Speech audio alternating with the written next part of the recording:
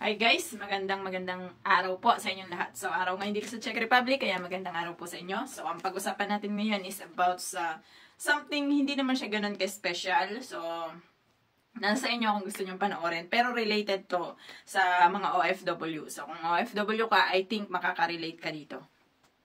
When it comes guys sa mga video natin, when it comes sa mga video na nire-release ko, napakarami talaga na nag-message sa akin about sa sahod sa ibang bansa or sahod dito, specifically dito sa Czech Republic. Pero meron tayo guys mga nakakalimutan na kailangan i-consider hindi lang yung sahod. Alam ko guys marami makaka-relate dito. Nung nasa sa Pilipinas ako, kapag mag-a-apply ka, parang ang questionable agad sa'yo, gaano ba kalaki yung sahod dito sa bansa na to? Gaano kalaki yung makukuha ko, mati-take home ko? So, kapag nalaman ko na malaki yung kita, or nalaman ko na ganito pala yung kinikita dito, nasa 60, 70, 80,000, ganyan. Tapos, halimbawa, meron pa akong na-encounter na halimbawa, kunwari, may sumasahod dito ng nasa 100,000 pesos. Yan, totoo po yun. Totoong nangyayari yun. Meron dito sumasahod ng 100,000 pesos. So, ang bottom line kasi dito, guys, kailangan nating maging realidad sa buhay. Hindi lang tayo pwedeng mag-base sa kung ano yung laman ng bulsa natin. Etong video na to is para dun sa iba. Hindi ko sinasabing lahat ha. Kasi actually nung nasa sa Pilipinas po ako, wala akong trabaho, nagka-pandemic. So talagang naranasan ko po yan. Talagang ang hirap. Sobrang hirap. So parang sabi nga nila, ang pera ang sukatan ng kasiyahan ng isang tao. Pero may mga pagkakataon po na hindi talaga siya pera. Guys, as an OFW, lahat tayo gusto nating kumita ng malaking pera. Lahat tayo gustong trabaho, malaking sahod, makapag-uwi ng malaki, makabili ng mga gusto nating bilhin, makapundar ng gusto nating ipundar. Pero meron tayo guys nakakalimutan. Isa sa pinakamahalaga, ito yung kasabihan nila na health is wealth.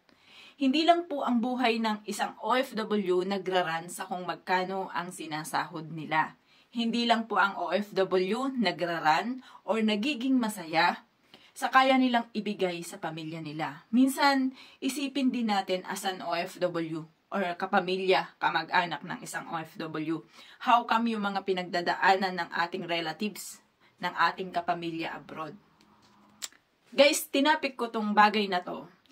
Related naman to sa OFW guys. Pero meron kasi sa akin nag-concern. So, parang ang concern niya kasi ganito. So, si Team Paangat TV yata to or si... Nalimutan ko kasi, nag-concern siya si RK Vargas. Hindi ko matandaan. Pero sa Facebook page ko kasi siya nag-concern. Sabi niya, malaki daw yung sinasahod niya sa bansa na nandoon siya. Which is, I think it's part ng Oceania. Yung kanyang lugar. Ganyan. Tapos, malaki yung sinasahod niya, pero kalaban niya daw is yung malaria doon sa bansa nila. I was so, parang related ako sa concern niya about doon sa pagkakasabi niya kasi is, parang ang laki ng sahod ko, pero andon yung stress ko, andon yung kalaban ko yung malaria, andon yung kalaban ko yung boredom ko, parang ganon. So, kahit malaki yung sahod mo, hindi lang po ang sahod ang sukatan ng pagiging masaya. Minsan kailangan nating isipin as an OFW na, hanapin natin yung saya sa sarili natin. Hindi lang po natin po pwedeng sabihin na, malaki ang sahod ko dyan. Or malaki ang sahod ni kapamilya ko dyan, ng kapatid ko, relatives ko dyan. Dyan tayo mag-apply. Hindi po nasusukat ang kasiyahan ng OFW sa kung ano lang yung sahod niya. Guys, I'm so related dito at hindi ko alam kung lahat ng OFW nakaka-relate dito. Pero tinapik ko siya kasi when I was in Brno, isa po siya sa city dito sa Czech Republic. Ako po ay talagang kasama yung health stress ko doon. So, kasama yon. Tapos, doon sa company ko is parang may chemical siya.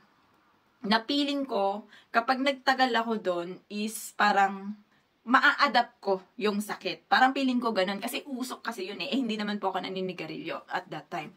So, medyo malaki po yung sahod ko at that time. So, iniisip ko, medyo malaki yung sahod ko. Ngayon, bakit ako lumipat sa mas maliit yung sahod ko? Guys, hindi ko pinagbasihan ang laki ng sahod ko doon, tapos pumunta ako sa maliit na sahod na alam ko na safe yung health ko. Hindi lang po kasi natin pwedeng pagbasihan na dahil malaking sahod mo, magtitiis ka sa bagay na yan. So, piliin mo po yung makakapagpasaya sa'yo. Alam mo, may sinasabi nga si Lady pa, you only live once. So, gamitin natin yung live once natin na yun in a good way. Gamitin natin yon para gawin natin yung makakapagpasaya sa atin. Sabi nga nila, meron tayong bracket sa buhay natin na from 20 years old, o yung iba sa atin siguro 18 pa lang is nag-work na. Like ako, 18 pa lang po is nag-work na ako. From 18 years old or 20 years old up to 60 years old, andun yung gap natin na nagtatrabaho tayo. So, ilang dekada po yun? So, I think 30, 40, 50, 60. So, nasa 4 na dekada. Nasa 40 years tayong magtatrabaho, guys.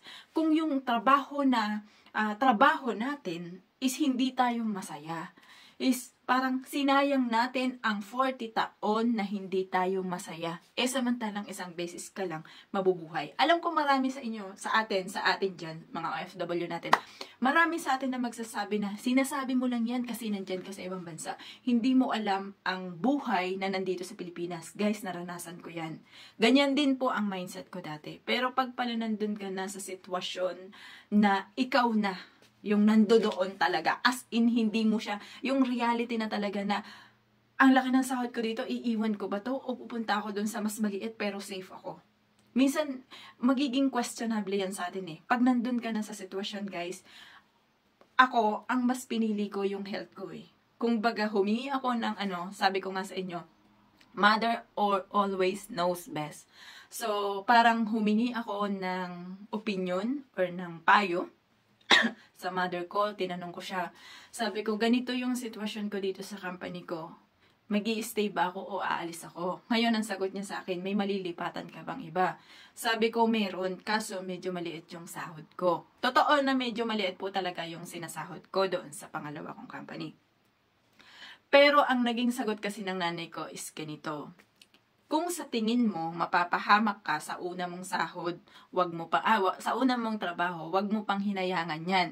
Dahil kapag napahamak ka dyan, mas mahaba yung oras or mas mahaba yung panahon na pagdudusahan mo, yung konti lang naman na diferensya ng sahod mo. Which is, sabi ko nga sa inyo, minsan yung mga magulang natin, they give all alam mo yung fact talaga na talagang alam nila kung ano yung the best for you. So guys, hindi ko alam kung makaka-relate kayo dito, pero sa lahat po ng nakakaranas ng ganitong sitwasyon, guys, piliin nyo ang kalusugan nyo kesa sa kung ano paman. Kasi yung pera, kikitain mo siya ngayon. Once na malaki nga ang sahod mo, pinabayaan mo ang kalusugan mo, darating ang araw, 5 years from now, 10 years from now, sisingilin ka po ng iyong katawan.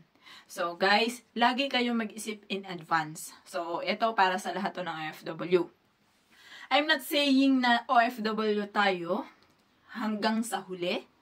Pero kung sakali man na ganun yung mindset nyo, at least sa tagal ng journey nyo as OFW, mapoprovide nyo po yung sarili nyong yung gusto nyo sa buhay. So, wag niyong kalimutan guys ha, you only live once. Gawin po nating makabuluhan ng buhay. At saka po, lagi tayong mag-pray kay Lord. Nagabayan tayo sa lahat ng ating mga ginagawa. Kasi, unang-una sa lahat tayo yung nagdidesisyon para sa sarili natin. Si Lord nagbibigay yan sa atin ng mga, eto yung bagay na para sa'yo. Pero hindi natin alam kasi kung makakabuti ba sa atin or galing ba talaga to sa Kanya. Binibigyan tayo ng opportunity, pero hindi natin alam kung ito ba talaga yung galing sa Kanya or ito ay isa lang sa pagsubok sa'yo. So, lagi po natin yung ipag-pray. Lagi-lagi talaga natin yung ipag-pray kasi dyan tayo matatalo kapag hindi natin yung pinag-pray. Pangalawa, lagi nyo pong tandaan, isang beses lang tayo mabubuhay. Isang beses lang yung pangalan mo na yan. Isang beses lang ang OFW guides. Ha? Guys, sa isang beses na yon gamitin nating makabuluhan. Kung 20 years old, up to 60 years old ka magtatrabaho, gamitin po nating makabuluhan ang 4 na dekada na pagtatrabaho natin. So, syempre, hindi ko naman sinasabi na lagi tayo nagtatrabaho, pero if ever man, at least ginamit natin sa tama yung panahon na tayo ay nagtatrabaho. So, guys, ang bottom line kasi dito, huwag nyo lang talagang pabayaan yung mga sarili nyo.